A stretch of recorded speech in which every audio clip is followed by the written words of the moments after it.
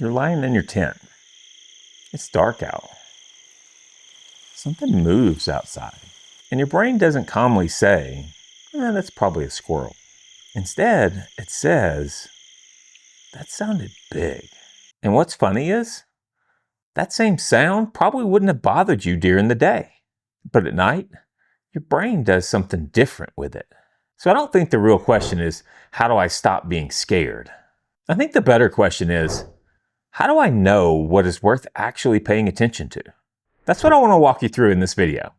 Because I think this is where a lot of beginners start to have challenges. The forest didn't suddenly become a different place.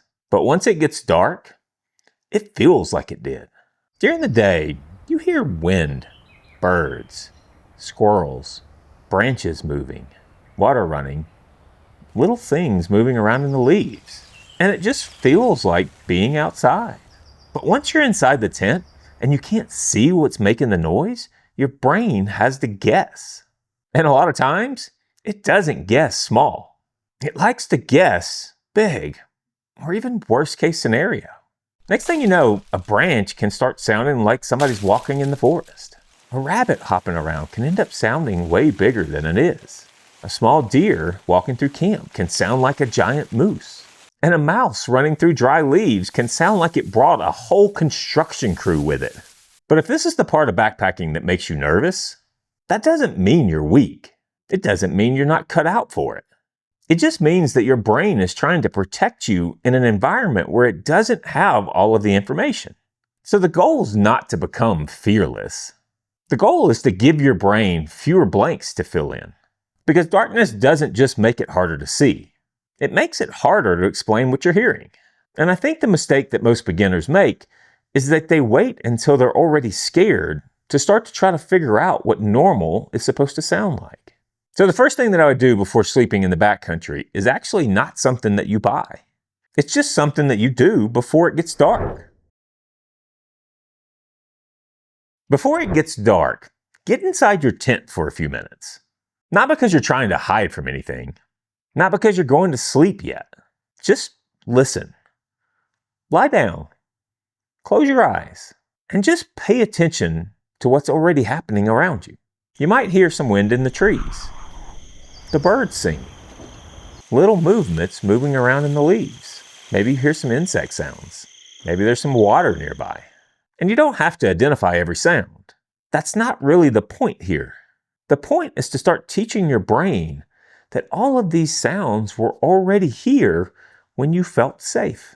That way later when it's dark and your brain's starting to try to make everything sound bigger, you have a base reference to come back to.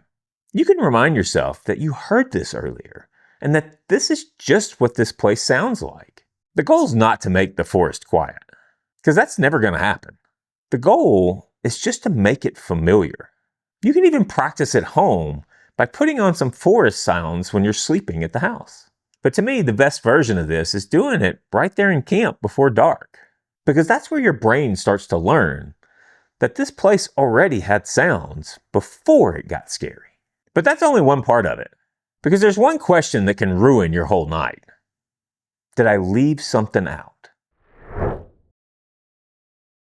A lot of nighttime fear gets a whole lot worse whenever you're laying there thinking, did I leave a wrapper in my hip belt pocket on my backpack? Did I forget my toothpaste in my tent? Did I put all of my snacks away? And once those questions are in your head, it's hard to relax, because now your fear has something real to hold on to. So before I go to bed, I want to make camp as boring as possible. Not perfect, just boring. Make sure the food goes away. Put the trash away. Toothpaste, sunscreen, lip balm, wipes, wrappers, cookware, even your snacks. Anything with a smell. Make sure it gets stored for the way it's supposed to get stored for the area. Maybe that's putting it in a bear canister. Maybe it's your Ursack. Maybe it's by doing a proper bear hang. Whatever the local rule is, make sure that's what you're following. Then don't forget to check the places that you forgot. Your hip belt pockets on your backpack. Your jacket pockets. Under the area where you cooked. And if you cooked in something or spilled food on yourself, changing your clothes before you go to bed can help as well, especially if you're in bear country. But I wouldn't turn this into paranoia, because that's not really the point. The point is to crawl into your tent knowing that you didn't leave your brain a reason to start worrying later. You don't need to make your camp perfect. You just need to make it boring. And once the smellables are handled, usually the next fear is not even animals. It's waking up in the dark and not knowing where anything is. This may sound simple, but it matters. Fear gets louder in your head when you're fumbling around in the dark trying to solve little problems that you could have easily have solved when it was still daylight. So before it gets dark, I like to make sure that I've got the basics handled. I want my water to be filtered. I've got warm layers laying out and ready. My shoes are where I can find them. I make sure to put my headlamp in the same place every time. My phone or my satellite communicator is in a place where I know where it's at. And whatever emergency items that I carry that I might need are within arm's reach and I know where they're at. When you're waking up at night, the very first thing you should be able to find is your headlamp. Not just, it's somewhere in my tent. Not, I think it's under my quilt. An actual real spot. Maybe the same pocket or the same side of the tent. And make sure you do that the same every night. Because when you wake up anxious, you don't want to have to be digging through your entire tent in order to find the one thing that's going to help you see. That little bit of order tells your brain, I'm okay. I know where everything is. And that'll help you a lot more than you think. I also like to do a little last light check. Not a huge checklist, just a quick pass before I go to bed. Is my food stored? Do I have water ready? Is my headlamp in its place? Are my shoes accessible? Do I have layers nearby? Do I know where I'm going to the bathroom if I have to get up? Do I know where my tent stakes are so I don't trip over them when I get up? That's it. You're basically telling your brain that we're done solving problems for the night. Hopefully your tent feels like a system that you have in place, not a yard sale that you have to deal with in the dark. But even if you've got good systems, some camps are just going to feel easier than others, especially if you're new. Your first overnight backpacking trip doesn't need to be in some remote wilderness area. And you don't have to prove anything by choosing the creepiest campsite that you could find. If you're nervous about sleeping out there, pick a first trip that helps give you a little confidence. Maybe it's just a short hike in. Maybe it's an established backcountry site. Maybe it's a legal spot that you found that doesn't make you feel boxed in. Because some places just feel more intimidating. If your tent's buried in dark brush and every small sound feels like it's happening right there at your head, that might not be the best first night setup. You can always build up to more remote trips. And there's nothing really wrong with that. And another one, you don't need to become an experienced tracker. Because if you see heavy tracks, scat, or an obvious path through the brush or down to the water, I wouldn't put my tent there. It's simple as that. You don't want to be on the animal highway. Also, going with somebody calm and experienced can help too. Because when you hear something and then they probably say, that's probably just a deer, it starts to teach your brain what normal sounds like. And don't forget to tell somebody what your plan is before you go. That creates real safety, but it also gives you emotional safety. Your brain can relax a little more when it knows that somebody knows where you're at. But even if you pick a good site, even if your food's stored, even if your tent's organized, you're still probably going to hear something. And this is the part that I would want you to remember at 2 a.m., when your brain is trying to turn one sound into a whole story. This is the moment. You hear something outside. Your body wants to tense up. Your brain wants to start to build a story. And that story usually starts with, what if? What if that's an animal? What if it's getting closer? What if I forgot something? What if I'm not safe? Here's what I want you to remember. A sound outside your tent can feel dangerous before it's actually dangerous. That doesn't mean you ignore it, but it also doesn't mean that you let your imagination take over.